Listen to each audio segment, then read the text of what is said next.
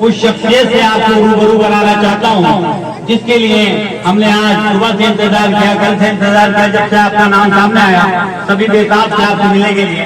तो मैं एक शेर पढ़ना चाहूंगा कि जो दिल के खूबसूरत होते हैं, जो दिल के खूबसूरत होते हैं, खुदा ने ऐसे लोग बहुत कम बनाए हैं। जो दिल के खूबसूरत होते हैं, खुदा ने ऐसे लोग बहुत कम बनाए हैं।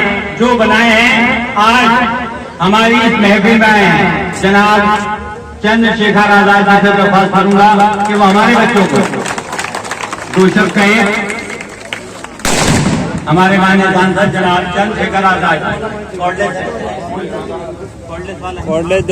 कॉर्डलेस दो भाई, कहाँ गया? लीजिए सर। सभी लोग अपने मेहमान का बड़ा इंतजार कर रहे थे, तो आज आपके रूबरू हैं माननीय सांसद जनाब चंद्रशेखर आजाद जी। तालियों से स्वागत करने के बाद जोरदार तालियों से स्वागत हमारे माननीय सांसद का, जोरदार स्वागत। धन्यवाद संचालक महोदय।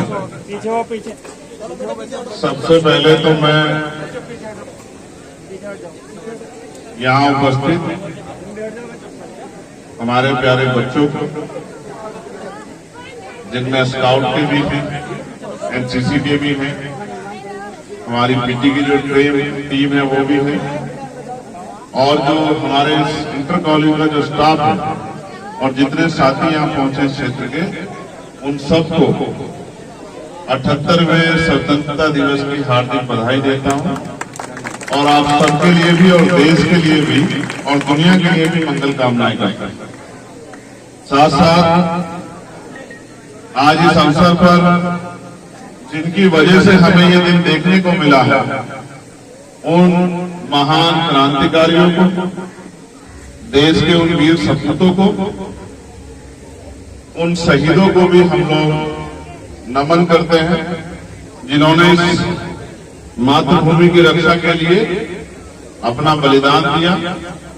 उन परिवारों को भी, जिन परिवारों में वो जन्मे थे, उन परिवारों को भी जो है मैं नमन करता हूं, क्योंकि अपने लिए जीना और देश के लिए जीने में बहुत बड़ा फर्क है। और इसकी प्रेरणा जो है, इसकी ताकत हिम्मत आपको आपके परिवार से भी मिलती है। इसलिए उन परिवारों को भी, शहीदों के उन परिवारों को भी मैं नमन करता हूं। मुझे आपने यहाँ बुलाया, इसके लिए मैं कमेटी के जो अध्यक्ष हैं हमारे प्रधानाचार्य जी, उनका, आप सब सहयोगियों का मैं पुनः धन्यवाद करता हूं। आज के कार्यक्रम के अध्यक्ष जी, मैं उनका भी धन्यवाद करता हूं। मेरे साथ चल के आजाद समाज पार्टी भीम आर्मी के बहुत सारे साथी हैं, हमारे नेता लोग, उनका भी स्वागत और धन्यवाद करता हूं। सम्मानित बच्चों, एएचपी इंटर कॉलेज से लेके और एमजीएम, पीएम इंटर कॉलेज तक का ये सफर मेरे लिए बड़ा कठिन है। जिस इंटर कॉलेज से मैंने अपनी होश को संभालने के बाद अपनी पढ़ाई को शुरू किया, उसका नाम, और इस लगभग 26-27 साल के बाद जब मैं आज अपने आप को एमजीएम, पीएम इंटर कॉलेज में खड़े देखता हूं, तो मैं अपने कॉलेज के अध्यापकों को भी जो है उसका धन्यवाद देता हूं। अपने आप को गौरवान्वित महसूस करता हूं कि अच्छे टीचरों के नेतृत्व में हमें पढ़ने का मौका मिला। मेरा जीवन खूब कठिनाइयों से भरा है, तो आप मुझसे सीख सकते हैं कि जीवन में कभी हार नहीं माननी चाहिए।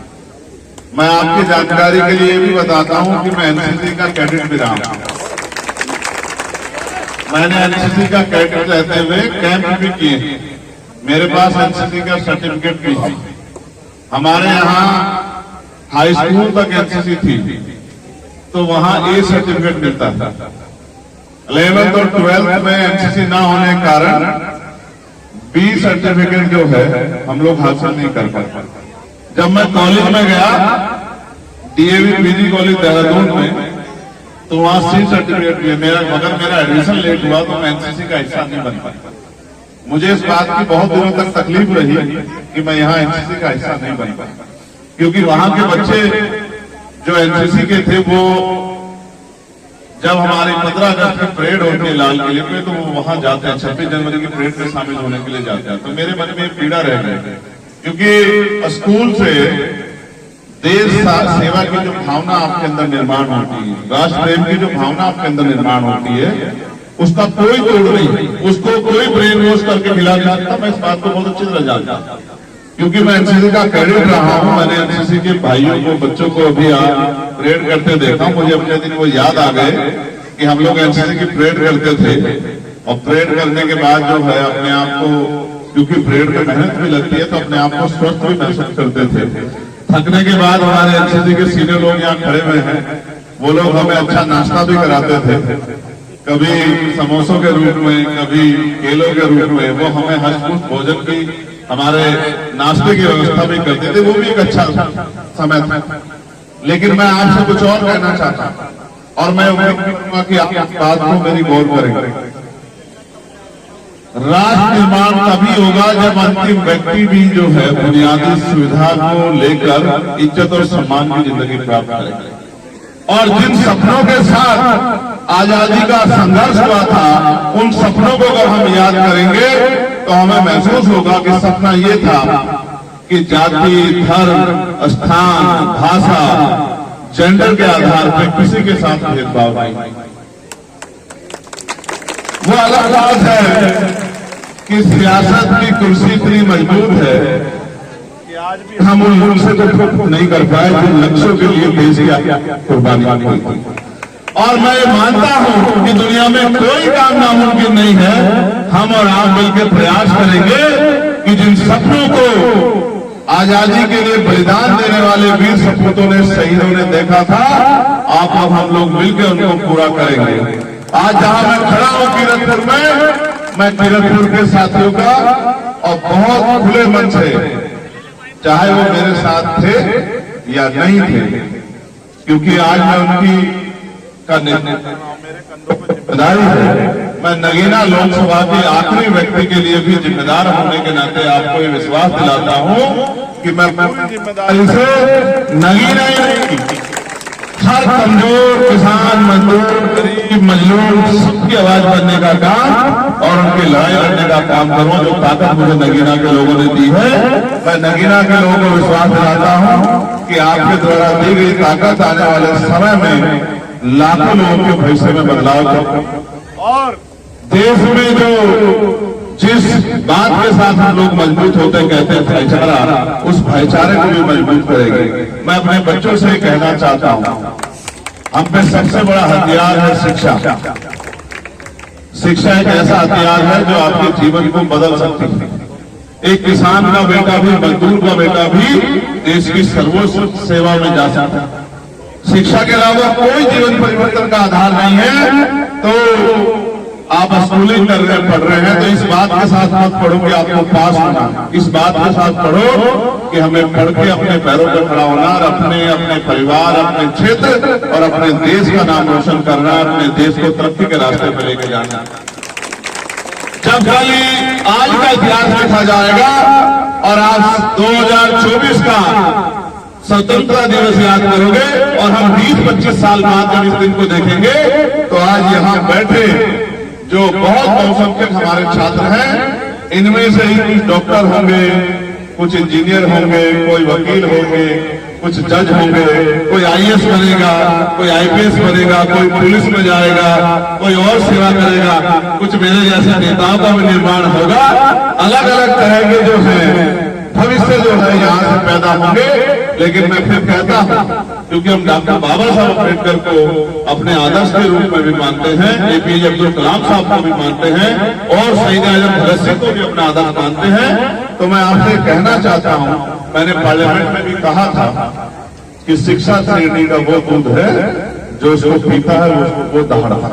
अगर आप चाहते हैं कि आप अपने सवाल को बुनियादी रूप से मजबूती से रख पाए और उस पर सोचना पड़े, तो आपको अपने शिक्षा के स्तर को गुणवत्ता की तरफ और मजबूती से शिक्षा के इस समय को जो शिक्षा ग्रहण करने का समय चल रहा है उसमें आपको मजबूती से योगदान करना पड़ेगा और शिक्षा को बेहतर तौर पर जो है हासिल करना पड़ेगा, तभी आप अपने जीवन में बदलाव ला सकते हैं। मैं आपका धन्यवाद दूंगा।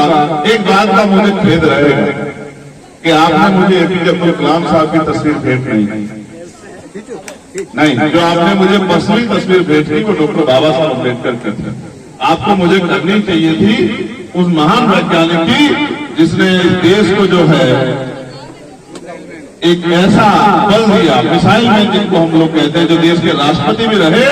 मैं ये मानता हूं कि उनकी तस्वीर आपको मुझे देके मुझे गौरवान्वित होने का मौका देना चाहिए था। मैं मानता हूं क्योंकि हर किसी का योगदान वो इस देश की तरक्की के लिए मैं लूंगा। मैं मानता हूं किसी एक जाति धर्म व्यक्ति के आधार पर देश नहीं बना, देश बना है सबके सामूहिक प्रयास से, सबके संकल्प से देश बना है, हर एक व्यक्ति की जिम्मेदारी से। और मैं हमारे प्रधानाचार्य जी से कहूंगा, क्योंकि वो गुरु हैं और गुरु का दर्जा माँ बाप से भी बड़ा होता है, मैं उनसे कहना चाहूंगा कि आप पता नहीं उत्तर प्रदेश के सिलेबस में इसको क्यों नहीं रखा गया, लेकिन मैं आपसे जरूर कहूंगा कि बच्चों को संविधान जरूर पढ़ाएं, क्योंकि जब तक आप अपने कर्तव्य को नहीं जानेंगे, जब तक आप अपने अधिकारों को नहीं जानेंगे, आप अपने अधिकार ना ले सकते हैं ना अपने कर्तव्यों का पालन कर सकते हैं। हमें देश में सबसे बड़ी गलती से यही हुई है। दूसरिया में आप जाओगे, मैं दुनिया के तमाम चीजों को सर्वे करता हूं, वहां का बच्चा बच्चा अपने अधिकारों के प्रति जागरूक है, वहां का बच्चा बच्चा अपने कर्तव्यों के प्रति जागरूक है। मैं इसका एक छोटा सा उदाहरण आपको बताता हूं। आज सबसे ज्यादा एक्सीडेंट में मौत जो है बीमारियों से भी ज्यादा भारत में होती है। एक्सीडेंट से मौत होना ये जागरूकता की कमी के साथ साथ अपने कर्तव्य का सही रूप से निर्वहन न करना भी इसकी एक वजह है। अगर हम लोग हेलमेट इस वजह से ना पहने की पुलिस चालान काट देगी, हेलमेट इस वजह से पहने की हमारी सुरक्षा का मामला है, तो मैं लिख के देता हूं कि देश में जो एक्सीडेंट में डेथ होती है उनकी संख्या में बहुत बड़ी कमी आ जाएगी। अगर हम सीट बेल्ट जो है इस वजह से डर के लगाए कि पुलिस चालान काट देगी, और इस वजह से ना लगाए कि मेरी जान को सुरक्षा जो है मिलेगी नहीं मिलेगी, तो बहुत ज्यादा संख्या में जो एक्सीडेंट होते हैं उनमें कमी आ जाएगी। और मैंने कहा ना, अब तो गाड़ियों में इस तरह की व्यवस्था हो गई है, एयर बैग और बहुत सब चीजें हैं, लोगों की जान बच जाती है। छोटा मोटा नुकसान हो जाए, हाथ टूट जाए, पैर टूट जाए, लेकिन जीवन रक्षा होनी चाहिए। क्योंकि दुनिया की कोई सी भी शक्ति, चाहे वो कोर्ट हो या डेमोक्रेटिक शक्ति में लोकतांत्रिक व्यवस्था हो, सरकारें हो या और भी कोई शक्ति हो, वो मरे हुए व्यक्ति को जिंदा नहीं कर सकती। और जिसका जाता है उसी को एहसास होता है। जो अपने भाई को खोता है, जो अपनी बहन को खोता है, जो अपने पिता को खोता है, जो अपनी माँ को खोता है, अपने बच्चों को खोता है, उन्हीं को एहसास होता है कि जाने का दर्द क्या होता है। मैं ये मानता हूँ हर एक व्यक्ति की जिंदगी कीमती है, इसलिए मैं आपसे आग्रह करूंगा, अपने बच्चों से आग्रह करूंगा, आने वाले देश के भविष्य से आग्रह करूंगा कि वो कानून का पालन जरूर करें। इसलिए ना करें किसी डर के। मुल्क हमारा क्यों करना, लेकिन मुल्क का अच्छा नागरिक होने के नाते आपको अपनी जिम्मेदारियों का निर्वहन करना बहुत जरूरी है। और नहीं करेंगे निर्वहन तो जो समस्या पैदा होगी उसके जिम्मेदार हम स्वतंत्र हैं। तो मैं पुनः आपका धन्यवाद करता हूं। मेरे कई सारे कार्यक्रम लगे हैं, देर से मैं आया उसके लिए मुझे खेद है, लेकिन ये भी आप देखो कि मेरे आने के बाद कुदरत भी आपके साथ मेहरबान है। जो काम हमें अंदर करना पड़ता, इसकी व्यवस्था भी हम लोगों ने लगभग की थी, शिफ्ट कर दिया था। आप देखिए कि थोड़ा सा समय जो मुझसे देरी हुई, कुदरत ने कुछ बारिश को रोक के आपके दिल में जो इच्छा थी उसको मजबूत कर दिया कि भाई आपकी इच्छा पूरी होनी चाहिए। इस तरह से भी जब हम नेक नीयत से, ईमानदारी से और गरीबों, कमजोरों, हक वंचित समाज के लोगों को और देश की तरक्की को अपने दिल में लेकर काम करेंगे तो कुदरत का सहयोग, उनका आशीर्वाद भी ऊपर वाले का हमारे साथ रहेगा। इस बात को भी आप ध्यान रखना, क्योंकि वो शकल सूरत नहीं देखती, वो नीयत जरूर देखती। तो मैं आप सबका बहुत बहुत धन्यवाद करूंगा और मैं ये विश्वास दिलाता हूं नगीना का सिपाही होने के नाते, नगीना का सेवक होने के नाते मैं आपको विश्वास दिलाता हूं। नहीं, नगीना का तो कर्ज है मेरे, इस कर्ज को तो मुझे उतारना, और जब तक मैं इस कर्ज को उतारना तो नगीना को उस बिजनौर को हैसियत ताकत में न ले जाऊं कि सब लोग कहे कि बिजनौर बिजनौर बन गया है, तब तक मैं चैन से बैठने वाला नहीं। आप लोग जानते हैं, लोग मुझे देखते हैं, मैंने पार्लियामेंट में एक एक सेकंड का सही उपयोग किया और आप नहीं विश्वास करेंगे, मैं 25-25 बार जाकर मार्शल के पास ये रिक्वेस्ट करता हूं कि मुझे मेरे क्षेत्र के लिए आवाज उठाने, जबकि लोग इसको अपना अपमान समझते हैं कि हम नेताओं के टूट के जाएंगे। मैं 25-25 बार जाता हूं मार्शल के पास कहने के लिए कि भाई मुझे मेरे क्षेत्र के लिए आवाज उठानी, क्योंकि मेरा क्षेत्र सबसे हाशिए पे है। ना अच्छे स्कूल बन पा रहे हैं, ना यूनिवर्सिटियां बन पा रही है, ना कॉलेज बन पा रहे हैं, ना अच्छे उद्योग धंधे लग पा रहे हैं, ना महिलाओं के लिए ग्रामीण क्षेत्र में रोजगार की व्यवस्था हो पा रही है, ना पुल बन पा रहे हैं। मैंने तीर्थपुर के स्कूल का मामला भी उठाया, जो आपको जहां जो है फ्लाईओवर जहां दिक्कत होती है रेलवे क्रॉसिंग की वजह से, मैं तमाम प्रयास कर रहा हूं। मेरा विश्वास है आपका हमारा प्रयास और आपकी प्रार्थनाएं दुआएं आपके इस संघर्ष को कामयाब करेगी, ऐसा मेरा भरोसा। तो मैं आपका धन्यवाद करूंगा और मैं अपने साथी बच्चों से कहना चाहता हूं जो एनसीसी का हिस्सा भी, डॉक्टर बाबा साहब अम्बेडकर ने कहा था हम प्रथम और अंत्य भारतीय, और मजहबी तालीम भी मैंने बहुत सिरे से ली। जो लोग इस देश की मिट्टी को दिन में 5 बार सजदा करते हैं, उनकी देश प्रेम के सवाल उठाने वाले लोगों को हम आने वाले कल में बहुत पुख्ता जवाब देंगे। मेरी बात माफी आप। मेरा नाम चंद्रशेखर आजाद है और मैं गुलामी स्वीकार नहीं करता, किसी भी तरह की गैर बराबरी के मैं खिलाफ।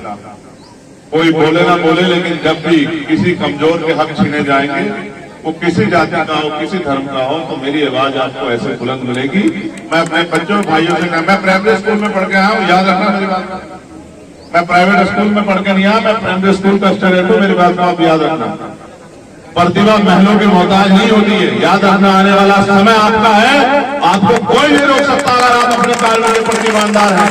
आप मेहनत कीजिए और आने वाले कल में मैं आपको गारंटी देता हूं, देश का सिलेबस एक होगा, ना यूपी बोर्ड होगा, ना सीबीएसई बोर्ड होगा, ना आईसीएसई बोर्ड होगा, ना इंटरनेशनल बोर्ड होगा, एक ही बोर्ड होगा जिसके अनुसार किसान गरीब का बेटा भी चाहे स्कूल सरकारी स्कूल या प्राइवेट, सब में एक ही सिलेबस पे पढ़ाई करके आगे बढ़ेगा। क्योंकि कंपटीशन में ना सीबीएसई बोर्ड देखा जाता, ना यूपी बोर्ड देखा जाता, वहां तो आदमी की काबिलियत देखी जाती है और काबिलियत के लिए उस स्तर की पढ़ाई होना बहुत जरूरी है। मैं प्रयास करूंगा शिक्षा जो है वो आगे बढ़े और हेल्थ में जो है आज अस्पतालों के हालत में बेहतर काम हो। एक नगीना की समस्या थी हमारे यहाँ, वहां अल्ट्रासाउंड नहीं होते थे, वो मशीन हम लोगों ने चालू करा दी आप लोगों के सहयोग से, क्योंकि 3 साल से मशीन रखी हुई थी। 80 लाख रुपए की मशीन, कितने की बेची? 80 लाख रुपए की मशीन है, वो 3 साल से रखी हुई है। लेकिन आदमी को, गरीब आदमी को जाके बाहर अल्ट्रासाउंड कराना पड़ता था, इसलिए हमने वो पुरजोर तरीके से उसकी मजम्मत, उसकी जो है मजम्मत करके उसको शुरू कराने का काम किया कि लोगों के जमीन पे काम। मैं आपने मुझे बुलाया, मैं धन्यवाद देता हूँ और अध्यक्ष जी से मैं माफी चाहूंगा, क्योंकि मेरे कई सारे कार्यक्रम, मेरे बड़े भाई भी हैं, मैं उनसे आग्रह करूंगा, मेरे कई कार्यक्रम लगे हुए हैं। आप, मैं चाहूंगा कि आप भी उसको खत्म करके महफिल कर लौटूं, और मैं आपके लिए भी और सब लोगों के लिए जहां उपस्थित हैं उनकी लंबी उम्र की भी जो है प्रार्थना करता हूं और अपने बच्चों के उज्जवल भविष्य से कामना करता हूं। बहुत बहुत धन्यवाद और सब लोगों के लिए बहुत सारी मंगल कामनाएं। जय भीम, जय भारत। बहुत बहुत शुक्रिया।